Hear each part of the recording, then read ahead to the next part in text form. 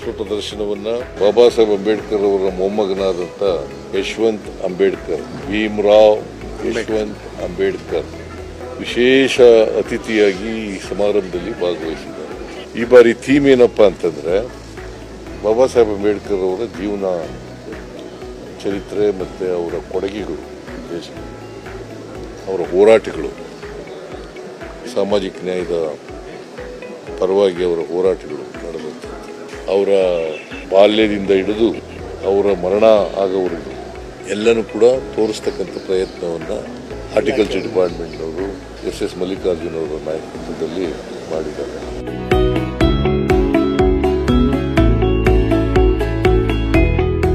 ಸುಮಾರು 12 ಲಕ್ಷ ಜನ ಇದನ್ನು ವೀಕ್ಷಣೆ ಮಾಡ್ತಕ್ಕಂಥ ಸಾಧ್ಯತೆ ಇದೆ.